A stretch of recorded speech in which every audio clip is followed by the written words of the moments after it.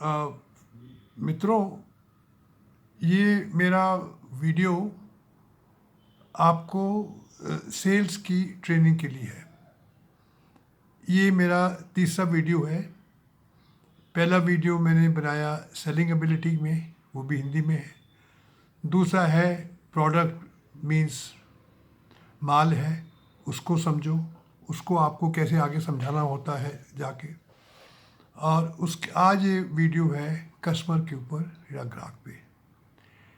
ये सब मैं वीडियो उन छोटे शहरों के लोगों के लिए बना रहा हूँ जहाँ पर अनएम्प्लॉयमेंट अभी है, पर और कुछ सालों में जाके या अभी भी काफ़ी सारी नई मॉल्स खरीद रही हैं, आ रही हैं।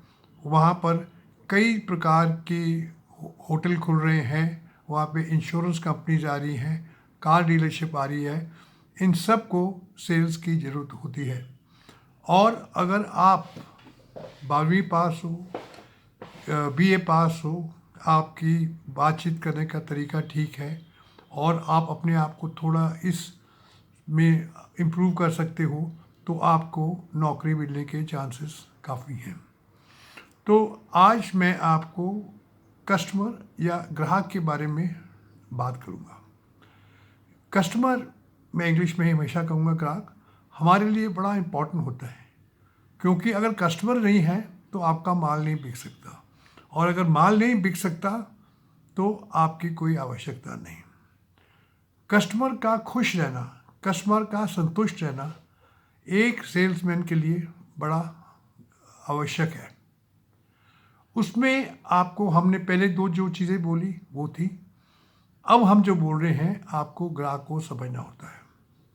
ग्राहक आपसे कई चीज़ें खरीद सकता है, आपसे साबुन खरीद सकता है, ग्राहक आपसे कार खरीद सकता है, कार आपसे इंश्योरेंस पॉलिसी ले सकता है, और कई प्रकार की चीज़ें ग्राहक आपसे ले सकता है। जैसे जैसे चीज़ें का दाम बढ़ता है, ग्राहक की भी ना एक्सपेक्टेशंस, आपसे उम्मीदें बढ़ती हैं। अगर वो साबुन 20 रुपये का ले रहा है तो उसका वो इतना नहीं होता, बट अगर वो लाखों रुपए की गाड़ी खरीद रहा है तो वो आपसे ज़्यादा प्रश्न पूछेगा और अपने आप को ये सेटिस्फाई, संतुष्ट करना चाहेगा कि जो मैं चीज़ ले रहा हूँ वो बिल्कुल ठीक है, भरोसेमंद है और कोई इस प्रकार का धोखा नहीं है। तो जिस प्रकार का प्रोडक्ट है तो उस प्रकार से आपको ग्राहक को बारे में सोचना चाहिए कि उसको क्या क्या चाहिए।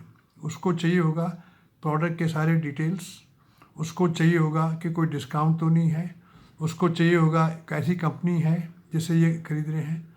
तो इसलिए जब आप ग्राहक से बात करें, बड़े विनम्रता से बात करें, बड़े पोलाइटली बात करें, उसकी आंखों में देख के बात करें।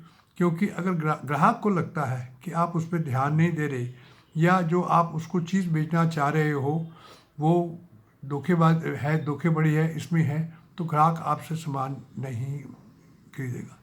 तो इसलिए ग्राहक को खुश रखना, उसको जो उस प्रकार की इंफॉर्मेशन मांगना, जिस प्रकार की सूचना मांगना, वो आपको आनी चाहिए, बड़ा पोलाइटली देना चाहिए।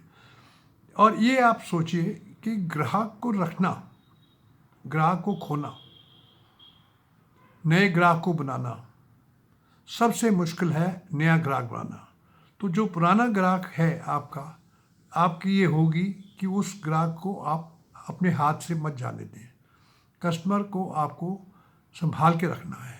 संभाल के रखने के लिए ये है कि कस्टमर अगर आपसे कंप्लेंट भी कर सकता है कि जी ये चीज़ ठीक नहीं है, वो चीज़ ठीक नहीं है, एयर कंडीशनिंग काम नहीं कर रही, आपने तो मुझे कोई ये चीज़ बताई है, अखबार में तो इसमें उसका दाम ये है, तो ये मैं है। तो कस्टमर कई बारी बड़े बड़े नखरे करते हैं, कई बारी बड़े नाराज़ होते हैं।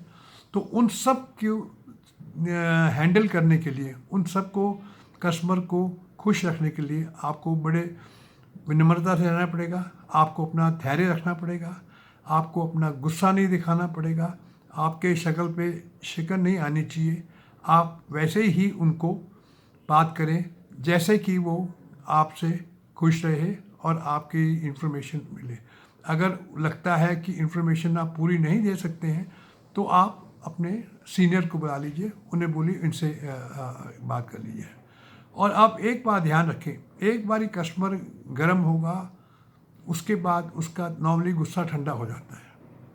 तो आप उसको उसका गुस्सा ठंडा होने दीजिए, आप उससे आर्गूमेंट मत कीजिए। अगर आप उससे आर्गूमेंट करेंगे तो फिर आप उससे आर्गूमेंट जीत नहीं जाएंगे, वो कस्टमर वहाँ से चला जाएगा, तो सबके लिए प्रॉब्लम होगी। तो इसलिए यही है कि कई बार कस्टमर होगा, गुस्सा होगा, बट आप चुप से उनकी बात सुनिए। सारी जब बात कह लें तब आप अपनी बात कीजिए, आर्गू ना कीजिए। तो ये आपको तरीका बड़ा अच्छा संभालना पड़ेगा। तो फिर से याद रखिए, मेरे वीडियोस ये सारे मेरी चैनल गेटिंग अहेड पे हैं, उनको देखिए, उनसे आपको फ़ायदा होगा।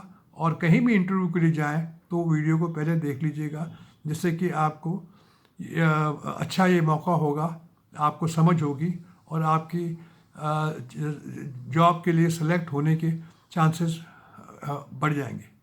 धन्यवाद।